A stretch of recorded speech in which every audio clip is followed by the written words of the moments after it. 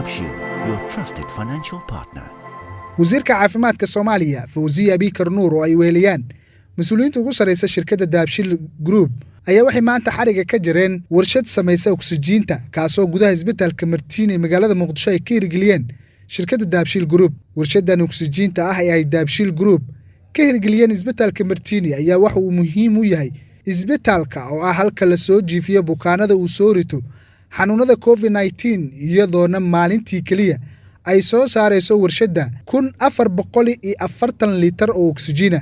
munaasabad kooban oo lagu qabtay gudaha isbitaalka waxaa goobjoog ka ahaa mas'uuliyiin ka tirsan wasaaradda caafimaadka Soomaaliya, xubno ka socday maamulka Dahabshiil Group iyo waliba marti sharaf kale. Dr. Jalaaluddin oo ah agaasimaha isbitaalka Martiini ayaa sharaxay muhiimadda warshadan ay u leedahay isbitaalka.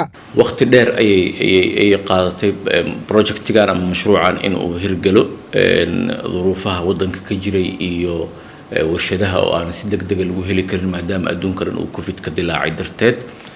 laakiin waxaan jeclahay inaan wasiir aad iyo aad ugu mahadceliyo shirkadda Dahabshiil Group oo markii aad xaaladda noogu adkayd oo oksijiin la'aan iyo oksijiin yari xoog leh ay jirtay hirarkii isxigay ee coronavirus garatay inay noogu deeqdo warshad joogto ah oo asad ah oo maxaa la ahaayay wax weyn oo bulshada Soomaaliyeed dadka ay ka dhaxlayaan ayna isbitaalku u iibiso.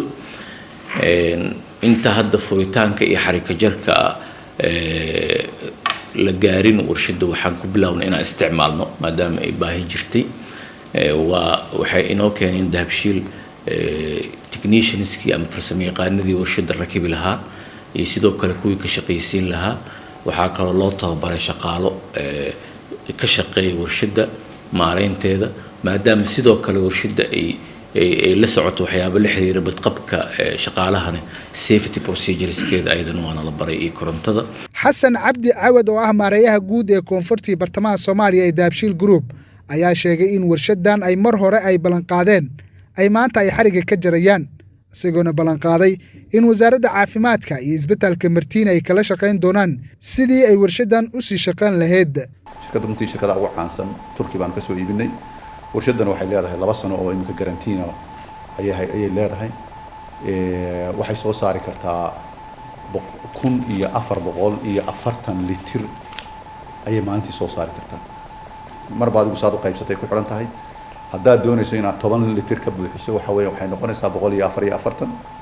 haddaad doonayso inaad 20 litir ku samaysana oo cylinderiska 20 litir aad ka buuxisana waxay noqonaysaa 72 cylinder. haddaad 40 litir ka buuxinaysana waxay noqonaysaa 36 cylinder ayay maalintii ku buuxinaysaa. marka adigu waxaad isku geyn ahaan waxay soo saaraysaa 1440 litir oo oxygen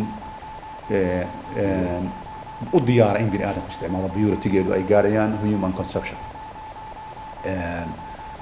Dahabshiil ahaan waxaan ballan qaadaynaa inaan kala shaqeyno mar walba warshadda iyo maartay maintenance-keeda iyo baahida isbitaalka Martiini. Dahabshiil ma aha runtii markii ay duruufaha iyo dhibaatooyinku dhaceen bahda caafimaadka iyo bahda waxbarashada waxaanu ay noo muuqatay inay tahay meelaha ugu jilicsan uguna waxtarka badan leh. had iyo jeerna waxaad arkaysaa Dahabshiil meelaha ay wax ka geysato marka emergency-ga laga tago waxa ugu badan caafimaadka iyo waxbarashada oo ah meelaha laga yaabo waddankana inay ugu muhiimsan yihiin inta badanna ishu ka lasho dadka ugu badan ee ummadana u adeega. labada wasaaradood baa ugu muhiimsan. Dahabshiil ahaana labada wasaaradood priority ayay noo yihiin. wasiirka caafimaadka Soomaaliya Fawziya Bikar Nuur oo gunaanadkii dhankeeda goobta ka hadashay ayaa shirkadda Dahabshiil Group kaga mahadcelisay warshadan ay maanta xariga ka jarayaan lagana hirgeliyay gudaha isbitaalka Martiini Muqdisho. waxaa soo kordhay karoonihii oo na tusay qofkii nuglaa dhaqaale ahaan iyo qofkii ugu ladnaa magaalada in loo wada baahday isbitaalka qofkii uusan safri karin oo kulli loo baahday in Martiini isbitaalada gudaha dadka inay galaan. isbitaalka wuxuu qaaday culays aad u weyn oo ma aragtay wasaaradda ku soo dhacay runtii. waadna nala qaybsateen culayska. ilaahay culaysa idinka qaado. ilaahay waxa idinkaga bariyay sadaqada aad bixiseen yani meeshaad ka qaadeen meel barakale ilaahay inuu wax barakale inuu idinku bedelo.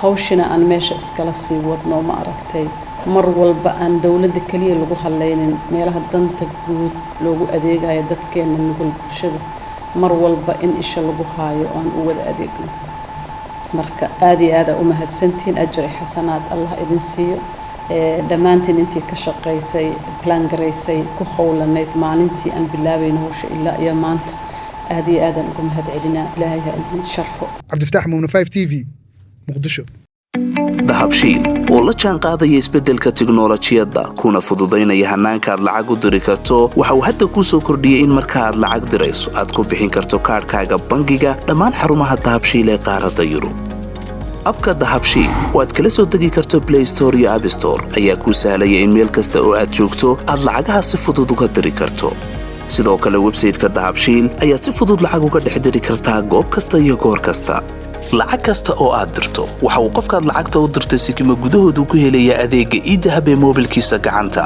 waxa loogu shubi karaa akoonkiisa bangiga dahabshiil amaba waxa uu ka qaadan karaa dhammaan barnaamijyada dahabshiil ee dunida dacaladeeda dahabshiil hawl fudaydiyahaaga maaliyadeed